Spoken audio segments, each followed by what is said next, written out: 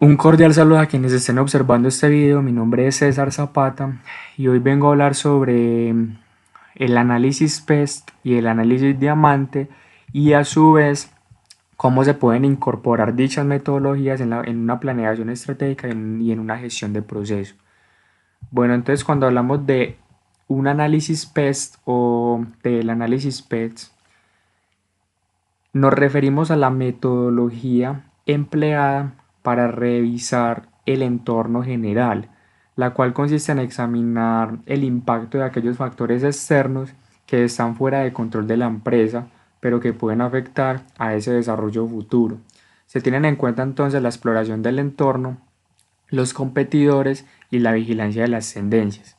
Esos factores que estudia dicha metodología tienen que ver con factores económicos, con factores políticos, con factores tecnológicos y factores sociales. Entonces, básicamente, cuando queremos implementar esta metodología en nuestra organización, lo ideal es cuestionarse, por ejemplo, los factores o qué factores pueden tener relevancia en el sector en el que se desarrolla su actividad, qué impactos para la empresa van a desarrollar esos factores, a su vez la evolución de los factores en un horizonte temporal de 3 o 5 años, analizar cómo se van a comportar a futuro esos factores, para así llegar a las oportunidades o desventajas que nos van a generar esos factores tanto a corto como a largo plazo. Bueno, un ejemplo relevante de importantes influencias del entorno en el contexto de la competencia global aparecen en el libro de Michael Porter, el cual se trata de la teoría denominada el diamante de Porter, es decir, el análisis de diamantes, ¿cierto? Bueno, entonces tenemos el diamante de Porter. Básicamente el diamante de Porter lo que hace es resaltar la existencia de factores intrínsecos a un país o a una industria, los cuales explican que algunos países o algunas industrias sean más competitivas que otras. O viéndolo de otra manera, determina los factores que hacen a los países más competitivos y por medio del cual alcanzan ese éxito empresarial. Entonces, básicamente el diamante de Porter se enfoca en estudiar factores que tienen que ver con las condiciones de los factores de producción, las condiciones de la demanda, los sectores relacionados y de apoyo, la estrategia, la estructura y la cultura. Y adicional a estos factores también se deben tener en cuenta la causalidad y el gobierno. Para quienes no estén familiarizados con causalidad, tiene que ver con los acontecimientos imprevistos, o que están fuera de control tanto de las empresas como del gobierno, como lo serían las crisis financieras, las guerras, la interrupción de nuevas tecnologías, entre otros aspectos. Bueno, entonces teniendo estos dos conceptos claves claros, entonces hablamos de una planeación estratégica. Entonces básicamente el esqueleto de dicha planeación tiene que ver primeramente con componer una visión, la cual es el punto de partida de cualquier proceso de planificación, tiene que ver con el sueño de la compañía o lo que se quiere lograr a largo plazo. Luego se plantea la misión, que tiene que ver con lo que hace la empresa, quién se dirige o cómo se diferencia del resto. Teniendo claro esto y añadiendo o teniendo claros los valores y la cultura organizacional, se, se puede ya planificar. Entonces, básicamente es el análisis de la situación, y pues se tiene que tener en cuenta que esta es la base para construir el plan organizacional, ¿cierto? Bueno, cuando se establece entonces una buena planificación, se da paso a la definición de la ventaja competitiva para así gestionar decisiones estratégicas, que conllevan el establecer los objetivos, formular las estrategias para finalmente implementar, ¿cierto? Bueno, relacionando entonces las metodologías mencionadas anteriormente, cuando llegamos a el proceso que tiene que ver con la planificación, básicamente se pueden implementar ambos metodologías, tanto el PETS como el diamante, ya que los dos tienen factores muy similares o que tienen que ver mucho con el estudio del entorno, ¿cierto? Entonces, por ejemplo, Cuando planificamos, básicamente se tiene que conocer lo que no se puede controlar y lo que sí se puede controlar. Entonces, por medio de de dichos métodos podemos conocer o evaluar las variables internas que son controlables, es decir, recursos humanos, portafolios, finanzas, sistemas, entre otros aspectos. ¿Y esto para qué? Básicamente es para conocer las fortalezas y las debilidades que darán paso a búsqueda de estrategia, ¿cierto? A su vez, también entonces podemos evaluar lo que son las variables externas, es decir, esos factores que no se pueden controlar, como por ejemplo la economía del país, los clientes, la competencia, entre otros aspectos, dando paso entonces a identificar las oportunidades y las amenazas para que posteriormente se pueda preparar la organización. Si tenemos en cuenta entonces el análisis PEST que nos dice que ayuda, ¿cierto? Que ayuda al desarrollo de estrategias de mercados para la búsqueda de oportunidades. Entonces, cuando nos referimos a las decisiones estratégicas, por medio de dicha metodología podemos entonces analizar el público objetivo o el cliente al que se va a dirigir dicha organización, también el posicionamiento, es decir, la percepción que se le quiere dar al público y a su vez dar a conocer por qué la oferta de valor es diferente. Entonces básicamente estas metodologías nos sirven para estudiar esas cuestiones, ¿cierto? También entonces cuando queremos establecer los objetivos, se puede identificar por medio de estos métodos que los objetivos deben de ser claros, tienen que ser medibles, alcanzables y oportunos para poder competir óptimamente en el mercado, ¿cierto? Cuando hablamos de la formulación de estrategias, por medio de estos métodos podemos estudiar, por ejemplo, la priorización y la asignación de recursos. Estos serían entonces, por ejemplo, factores internos, ¿cierto? Como lo pueden ser, por ejemplo, el trabajo en equipo y buscar que dicha planificación se haga realidad, ¿cierto? Ya cuando hablamos de implementar, sabemos que un buen plan tiene que tener pues una efectiva estrategia y a su vez tiene que seguir un seguimiento, la cual puede ser o puede ir de la mano con la implementación de estos de estas dos metodologías, ¿cierto? Bueno, ahora entrando en contexto con la gestión por proceso, entonces básicamente por la globalización se entró en una complejidad empresarial en cualquier sector. Entonces la competitividad ya no se consigue mediante el número máximo de piezas, sino mediante el conocimiento y la innovación.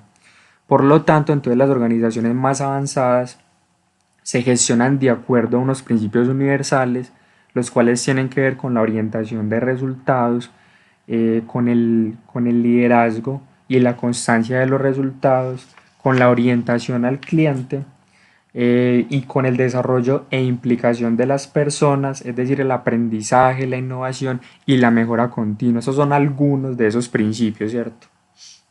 Bueno, entonces básicamente lo más común en las organizaciones es que se maneje una organización jerárquica funcional, es decir, que funcione pues por medio de una jerarquía, ¿cierto? Entonces, cuando hablamos de la orientación de resultados, básicamente son las personas que se encuentran en los niveles inferiores. Eh, Se tiene entonces que estas personas realizan tareas siguiendo las directrices que les llegan de sus superiores. Entonces, básicamente, estos son factores internos, ¿cierto? Que pueden ser analizados por medio del análisis PEST, las cuales daré la conclusión más adelante, ¿cierto? Bueno, entonces, cuando hablamos de un liderazgo, tenemos que una organización jerárquica funcional permite identificar fácilmente quiénes deberían ejercer el liderazgo sobre las personas a cargo. Cuando hablamos entonces ya de la orientación al cliente, sabemos que la variable fundamental de su razón de ser es el cliente, ¿cierto? De la razón de ser de de una organización, ¿cierto? Básicamente, si se quiere ubicar al cliente en un sistema jerárquico organizacional, sería al inicio y al final de las operaciones transversales, es decir, de las ventas, de los departamentos de ventas, de fabricación y de diseño, entre otros departamentos, dependiendo pues de dicha organización, ¿cierto? Quiero hacer un paréntesis, estoy básicamente relacionando eh, esos principios con una organización que maneja un sistema jerárquico, ¿cierto? Bueno, continuando, entonces tenemos el desarrollo eh, en innovación y mejora continua.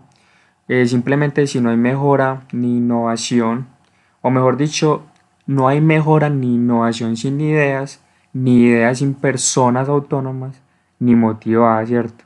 Entonces básicamente eso rige lo que tiene que ver con el desarrollo de los procesos y la innovación constante.